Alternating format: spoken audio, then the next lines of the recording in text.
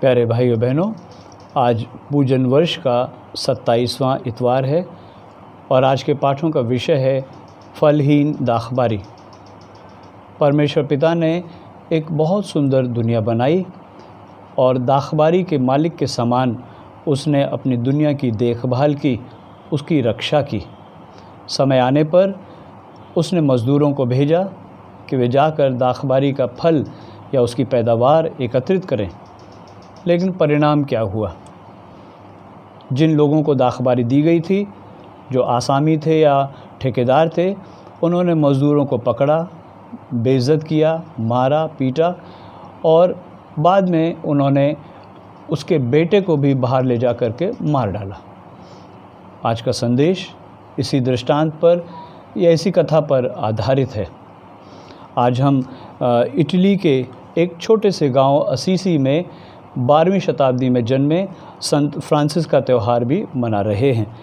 Assisi के उस धनी नवयुवक ने अपनी भरी जवानी में अपना सब कुछ त्याग कर वैराग्य को अपना लिया। उसने हमारे सामने निर्धनता, सादगी भरे जीवन, ब्रह्मचर्य और प्रकृति प्रेम का जो उच्च उदाहरण या आदर्श हमारे सामने प्रस्तुत किया है, वो आज हम सब के लिए और ख़ासकर नवयुवक और नवयुवतियों के लिए एक चुनौती बन गया है। असीसी का वो महान जादूगर आज न केवल विशाल फ्रांसिस्कन समाज को चुनौती दे रहा है, बल्कि हम सब को चुनौती देकर कह रहा है, क्या तुम प्रभु यीशु का अनुसरण करने के लिए, क्या तुम उसकी कलीसिया की मरम्मत करने के लिए तैयार हो? तो मेरे साथ चलो। अमेरिका में न्यागरा नदी पर एक पुल बना हुआ है जिसे मेलरोज सस्पेंशन ब्रिज के नाम से जाना जाता है और ये पुल अमेरिका को कनाडा से जोड़ता है। एक बहुत बड़ा पुल है, एक बहुत बड़ी नदी पर। अब ये पुल कैसे बना, इसके बारे में एक बहुत ही रोचक कथा है। बहुत अध्ययन करने के बाद वहाँ के इंजीनियरों ने और वैज्ञानिकों ने नदी के एक छोर से दूसरी छोर तक एक पतंग उड़ाई और पतंग के सिरे पर एक मजबूत धागा या लोहे का तार बांध दिया और उसमें अंत में एक रस्सी बांधी। जब रस्सी दूसरी छोर पर पहुंच गई, तब उन्होंने उसमें एक स्टील की केबल बांधी और जब वो स्टील की केबल भी दूसरी ओर पहुंच गई, तो उसके माध्यम से उन्होंने पुल बनाने का जो सामान था वो धीरे धीरे करके दूसरी ओर पहुंचाया और इस प्रकार से उस नदी पर एक बड़ा पुल बन गया। प्यारे भाइयों बहनों, इसका संदेश है कि हमारे बड़े बड़े महान काम, महान निर्माण या परिणाम, इनकी शुरुआत बहुत ही मामूली तरीके से होती है। कहानियाँ सुनना या कहानियाँ सुनाना हम सबको बहुत अच्छा लगता है। क्या बड़े, क्या छोटे, क्या बच्चे, ये सभी कहानियाँ सुनना पसंद करते हैं और नाना नानी की कहानियाँ तो सदियों से प्रचलित हैं। प्रभु यीशु के समय में भी ऐसा ही था। जो ज्ञानी लोग थे, पढ़े लिखे लोग थे और वह दूसरों को कोई बात समझाना चाहते थे तो कहानियों का, कथाओं का या दृष्टांतों का सहारा लेते थे। आज प्रभु यीशु मसीह हमें ऐसा ही एक दर्पण दृष्टांत सुना रहे हैं जिसमें कथा है फलहीन दाखबारी की। यदि हम सुसमाचार को ध्यान से पढ़ेंगे तो हम देखेंगे कि प्रभु यीशु मसीह अंतिम बार यरूशलेम की ओर बढ़ रहे हैं। वे अंतिम बार यरूशलेम में प्रवेश करने वाले हैं और जब वे देखते हैं यरूशलेम की दयनीय दशा, तो उन्हें उस पर तरस हो आता है। बाद में वो रो पड़ते हैं, उस पर विलाप करते हैं, क्योंकि धर्म के ठेकेदारों ने यरूशलेम को बिल्कुल नकार दिया था। उसकी दशा बहुत शोचनीय और दयनीय हो गई थी। अब ये धर्म के ठेकेदार कौन थे? ये इजरायली धार्मिक नेता थे। दाखबारी का मालिक कौन है कथा में? दाखबारी का मालिक है ईश्वर और दाखबारी इजरायली लोग हैं। दाखबारी को पट्टे पर या ठेकेदारी पर लेने वाले लोग हैं इजराइल के नेता।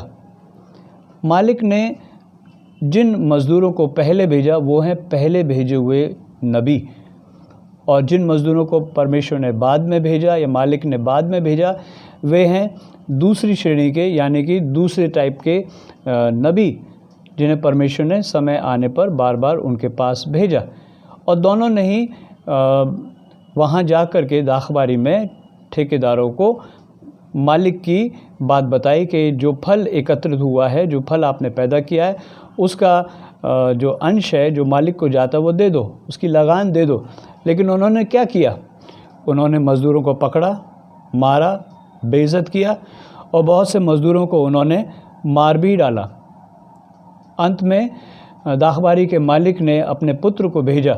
पुत्र जो कि वारिस था, उन्होंने उसके साथ भी वही किया। अब हमारे सामने एक गंभीर प्रश्न आता है, ये दाखबारी का जो दृष्टांत प्रभु यीशु ने अपने समय में सुनाया, क्या ये केवल महायाजकों, जनता के नेताओं या फरीसियों के लिए था, या इसमें हमारे लिए भी कोई संदेश है? इसमें हमारे लिए भी निश्चय ही संदेश है। पहला संदेश ये है कि इस दृष्टांत के द्वारा प्रभु यीशु मानव मुक्ति की कथा हमारे सामने रखते हैं कि किस प्रकार परमेश्वर ने दुनिया बनाई। उसने लोगों को सुधारने के लिए समय समय पर नबी भेजे, राजा भेजे, भविष्यवक्ता भेजे, नेता भेजे, लेकिन लोगों ने उनकी ओर ध्यान नहीं दिया। और अंत में जब परमेश्वर ने अपने पुत्र को भेजा, वारिस को भेजा, उन्होंने उसे बाहर ले जा कर के मार डाला। दूसरा संदेश ये मिलता है कि प्रभु यीशु मसीह ईश्वर के पुत्र हैं। और अंत में ये दृष्टांत हमें ईश्वर के धीरज या धैर्य और हमारी जिम्मेदारी या उत्तरदायित्व की भावना के बारे में बताता है कि हम किस प्रकार से ईश्वर के साथ व्यवहार करते हैं। यदि हमने गंभीरता से देखा तो हम समझेंगे कि मालिक ने तुरंत कठोर निर्णय नहीं लिया। उसने लोगों को सुधरने के लिए कम से कम 3 मौके दिए। उसने 2 बार नबियों को भेजा, यानी मज़दूरों को भेजा, और फिर अंत में अपने बेटे को भेजा। लेकिन क्या हुआ? उन्होंने उसे पकड़कर मार डाला। तभी मालिक ने ये कठोर निर्णय लेते हुए उनसे दाखबारी का पट्टा ले लिया और दूसरे लोगों को दे दिया जो समय पर फल लेकर के आते रहें। तभी परमेश्वर ने उनको उनके कार्य के लिए दंडित किया या जिम्मेदार ठहराया। वही परमेश्वर मेरे को और आपको भी दंडित ठहराएगा, व्यक्तिगत रूप से या सामुदायिक रूप से। हम में से कितने लोग हैं जो ईमानदारी से और पूरी श्रद्धा से कह सकते हैं कि हे मालिक, हे ईश्वर, जो आपने गुण दिए थे, वरदान दिए थे, हमने उनका भरपूर और सदुपयोग किया है। आपके लोगों के लिए, आपकी सेवा के लिए हमने उसका भरपूर सदुपयोग किया है। या सामुदायिक स्तर पर, क्योंकि हम जानते हैं कि हमारा समुदाय परमेश्वर की लगाई हुई दाखबारी है, और इस दाखबारी के द्वारा हमसे परमेश्वर उम्मीद करता है कि हम समय समय पर प्रेम, क्षमा, शांति और अन्य प्रकार के सभी दैवीय गुण उत्पन्न करें। यही उसकी चाहत है, यही उसकी लगान है। धन्यवाद।